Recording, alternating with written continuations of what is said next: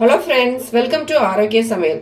நம்ம இன்னைக்கு நம்ம வீட்டில் இருக்கக்கூடிய பொருட்களை வச்சு எப்படி ஒரு சிம்பிளாகவும் குயிக்காகவும் ஒரு ஸ்நாக்ஸ் பண்ணலாம் அப்படிங்கிறதான் பார்க்க போகிறோம். வாங்க எப்படி செய்யலான்னு பார்க்கலாம்.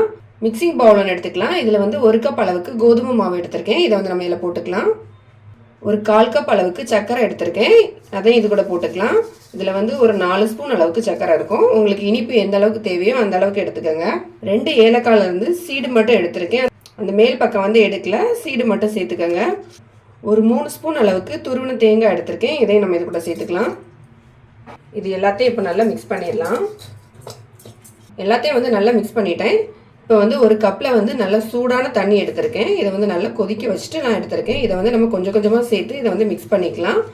இந்த மாவு பார்த்தீங்கன்னா நமக்கு கொழுக்கட்டை மாவு மாதிரி வேணும். அந்த அளவுக்கு நம்ம கொஞ்சமாக தண்ணி சேர்த்துட்டு மிக்ஸ் பண்ணிக்கலாம். தண்ணி அதிகமாக சேர்க்காண்டாம். தண்ணி சூடாக இருக்கிறதுனால ஒரு ஸ்பூன் வச்சு நம்ம இதை நல்லா மிக்ஸ் பண்ணிக்கலாம். தண்ணி எந்த அளவுக்கு தேவையோ அந்த அளவுக்கு நம்ம கொஞ்சம் கொஞ்சமாக சேர்த்து மிக்ஸ் பண்ணிக்கலாம். ஏன்னா நம்ம இதை ஆயிலில் போட்டு தான் ஃப்ரை பண்ண போகிறோம். தண்ணி அதிகமாக இருந்துச்சுன்னா நமக்கு ஆயில் அதிகமாக குடிக்கும். அதனால் தேவையான அளவு சேர்த்து மிக்ஸ் பண்ணிக்கலாம். ஸ்பூன் வச்சு மிக்ஸ் பண்ணிட்டோம். இப்போ நம்ம கை வச்சு மிக்ஸ் பண்ணிக்கலாம். அப்போ தான் நமக்கு அழகாக வரும். இப்போ பார்த்தீங்கன்னா லைட் சூடாக தான் இருக்குது. நம்ம இதை கை வச்சு நல்லா மிக்ஸ் பண்ணிடலாம். எல்லாத்தையும் மிக்ஸ் பண்ணி எடுத்துக்கிட்டேன். நம்ம இதில் தண்ணி சேர்த்துருக்கிறதுனால கையில் நல்லா ஒட்டும். அதனால் நம்ம கொஞ்சமாக ஆயில் சேர்த்துட்டு இது மேலே நல்லா மிக்ஸ் பண்ணி விட்டுடலாம். 1 ஸ்பூன் அளவுக்கு ஆயில் எடுத்திருக்கேன். இதை நம்ம இதுக்கு மேலே ஊற்றிட்டு எல்லாத்தையும் நல்லா மிக்ஸ் பண்ணிக்கலாம். ஆயில் சேர்க்கும் போது நமக்கு கையில் ஒட்டாமல் இருக்கும். இப்போ ஆயில் சேர்த்து நல்லா மிக்ஸ் பண்ணிட்டேன். இப்போ பார்த்தீங்கன்னா நமக்கு கையில் ஒட்டாமல் வரும். இப்போ நம்ம மிக்ஸ் பண்ணி வச்சுருந்த மாவுலேருந்து கொஞ்சமாக எடுத்துக்கலாம். நான் கையில் ஆயில் தடவிருக்கேன். நம்ம மாவுலேயே ஏற்கனவே ஆயில் தடவிருக்கோம். அதனால் நமக்கு ஒட்டாமல் வரும். இப்படி கொஞ்சமாக மாவு எடுத்துகிட்டு சின்னதாக உருட்டிக்கலாம். சின்ன சின்ன பால் மாதிரி நம்ம ரெடி பண்ணி எடுத்துக்கலாம். இப்போ பார்த்தீங்கன்னா இதே மாதிரி நம்ம எல்லாத்தையும் உருட்டி எடுத்துக்கலாம். நம்ம எல்லாத்தையும் உருட்டிட்டு இப்போ பிளேட்டில் எடுத்து வச்சுக்கலாம். நம்ம இந்த மாதிரி ரெடி பண்ணிவிட்டு ஆயிலில் போட்டு ஃப்ரை பண்ணும்போது நமக்கு ஈஸியாக இருக்கும். தண்ணி மட்டும் சேர்த்து மிக்ஸ் பண்ணும்போது பார்த்து சேர்த்துக்கோங்க. ஏன்னா இதில் தேங்காய், சர்க்கரை எல்லாமே சேர்த்துருக்கோம். தேங்காயில் ஈரப்பதம் இருக்கும். சர்க்கரையை நம்ம தண்ணி ஊற்றி மிக்ஸ் பண்ணும்போது அதுவும் ஈரமாகும். அதனால் தண்ணி மட்டும் பார்த்து சேர்த்துக்கோங்க.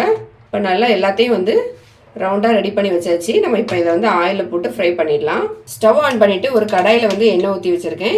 எண்ணெய் நல்லா சூடாகிடுச்சு. நான் இன்றைக்கி தேங்காய் தான் இதில் ஊற்றிருக்கேன். நீங்கள் தேங்காய் வேண்டாம்னா நீங்கள் ரிஃபைண்ட் ஆயில் கூட சேர்த்துக்கோங்க. இப்போ நல்லா ஆயில் சூடாகிடுச்சு. நம்ம ரெடி பண்ணி வச்சுருந்ததை ஒன்றா எடுத்து ஆயிலில் போட்டுடலாம்.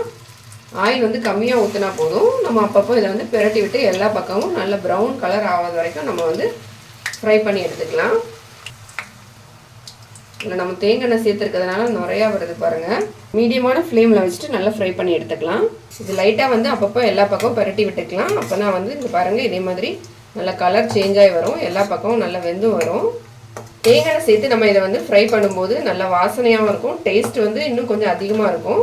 அதனால் தேங்காய் சேர்த்து பண்ணியிருக்கேன். இப்போ எல்லாமே ஆயிலில் நல்லா ஃப்ரை ஆகிடுச்சு. கலரும் சேஞ்ச் ஆகிடுச்சு பாருங்கள். நம்ம இப்போ எடுத்துடலாம்.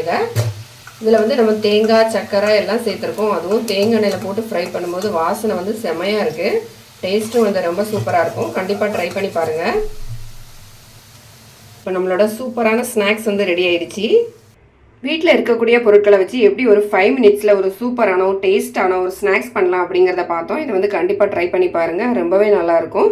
இந்த வீடியோ பிடிச்சிருந்தா லைக் பண்ணுங்கள், ஷேர் பண்ணுங்கள். மறக்காமல் என்னோட சேனலை சப்ஸ்கிரைப் பண்ணுங்கள். அப்போ தான் நான் அடுத்து போடுற வீடியோட நோட்டிஃபிகேஷன் உங்களுக்கு உடனே வரும்.